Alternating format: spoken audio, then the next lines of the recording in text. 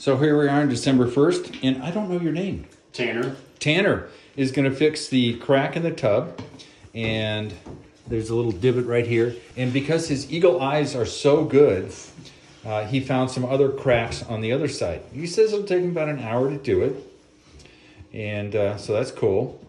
And I'm really grateful that he found the cracks on the inside. They're really right over there. And I think what happened is, I remember the guys doing the painting were standing along the edge of this, using it as a step stool. And apparently it's not designed for that. So this will be nice to get this fixed. So what are you doing, Tanner? I mean, in terms of... Right now I am taking a permanent marker and drawing over the cracks, and then I wipe it with acetone, and it helps to highlight where the cracks are, and if there's any cracks you can't really see that are hard to see, it just highlights them, so when I Dremel them out, I know where I'm digging. Okay, I like it. The black gives you a nice contrast. Yep. All right. Yeah, don't worry, I'm not just drawing pictures on the tub. You know, I have no problem with that. What I've discovered is most guys who do this kind of work, you're like machines. You just know what you're doing. Oh, yeah. Yeah. I've had a number of guys, not you, of course, who come to do some stuff and they're on it. Mm-hmm. And once you do so many of them, it's pretty routine? Yeah.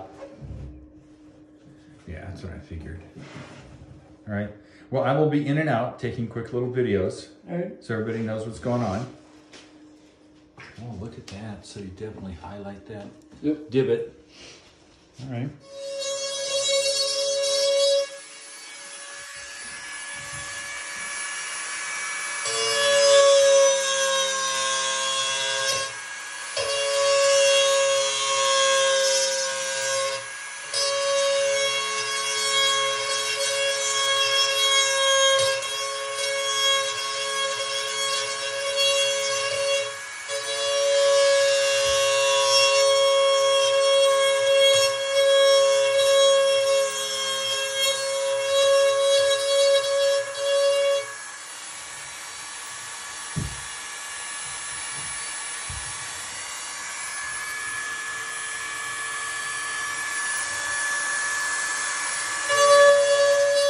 So we just saw the grinding with the Dremel.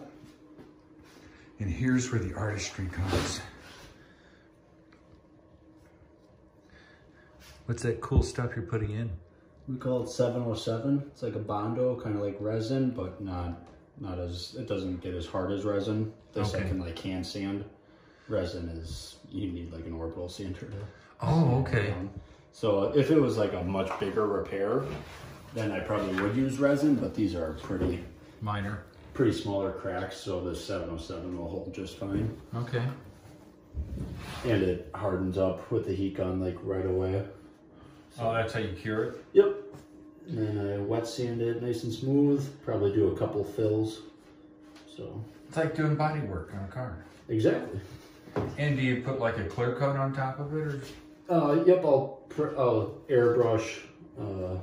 I got a Kohler repair kit over there that'll get a good color match, airbrush it on, blend it in, and after 24 hours, it'll be all good to go. Oh, great. I appreciate it. Yeah.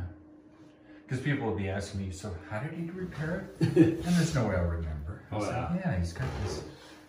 Because so many people will try to ask us questions and like see like if they can do it, it's just like... No.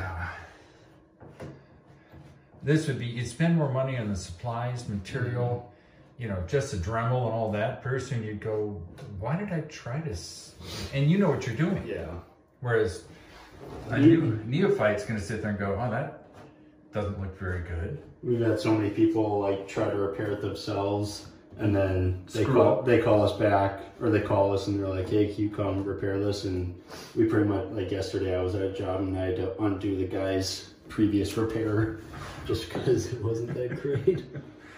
Hey, everybody thinks the trades don't know much. I've learned that they know a ton. Yeah.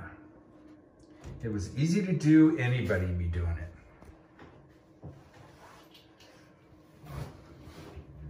Although I once removed and reinstalled the toilet. There you go. Yeah, I'm pretty proud of myself. Did I enjoy doing it? Hell no. No. These things are It's a nasty job. nasty and not light. No. You get a lot of people who put their, like when they're trying to remodel their bathroom, they'll put the toilet in the tub, and then I'll have to lift the toilet out myself to, Oh, jeez. to get at the tub. Yeah. All right, so now you're gonna hit it with your hairdryer?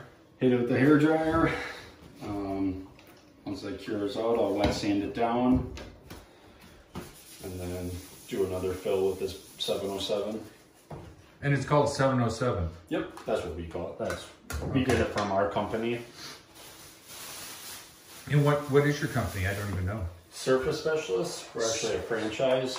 Okay. My boss runs the Wisconsin portion of it.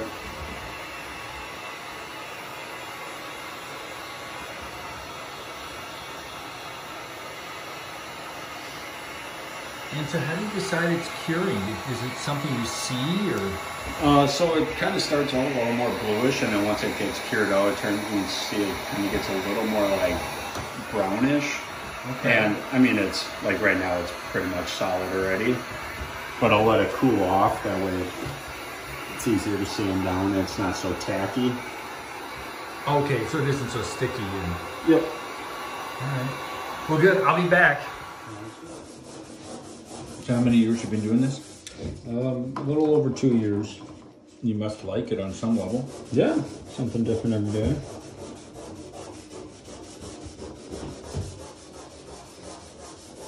Do you do any body work? What's up? Do any work on cars? I haven't done anything on cars yet. Done a couple on boats. Guys bring them in where they got chips on the bottom. Oh, to your company? What's up? To this company?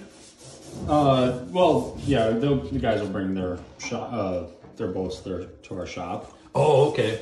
and then we'll just crawl under there, patch the holes, paint them, and then They're happy. You're happy. yeah.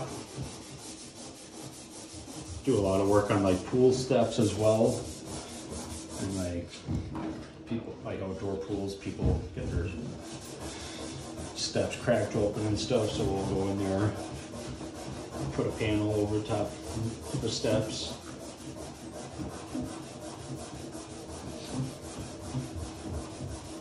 So I have to ask a personal question. Mm-hmm. So what do you generally charge to do this kind of stuff? I mean, it always depends on Who, what, where, when, and how? where the repair is. I mean, we do work like pretty much statewide, but it just depends like how far away it is, how big the repair is, how much material we're using, Okay. how much time we're spending doing the repair. So everything. So what would you, I assume this is a pretty tiny job. Yeah. I personally don't handle like payments and stuff, so I don't really know how much they charge. You don't do the billing, huh? I don't do billing. That's the office. Okay. So that'd be a question more for them. Just curious. Yep. Oh, it looks good. Oh yeah, I can see where you repaired it. Yep. Yeah. Okay. So once I get this one nice and smooth, I'll paint both of them. That paint's got to cure out for 24 hours. And then we'll come back and buff them out. So after that paint cures out, it might feel a little rough just because of the overspray. Mm-hmm. So what we do is come back, wet sand it, kind of like what I am right now, but with finer sandpaper, nothing. Oh, this okay. rough. To smooth out all the Smooth out all the rough imperfections. spots. And Okay. then, hit it with some buffing compound that helps polish it up. Damn, I should have you do my car. Trust me, I should have done my old car before I sold it. Why's that? Oh, I had it since 2014 when I graduated high school.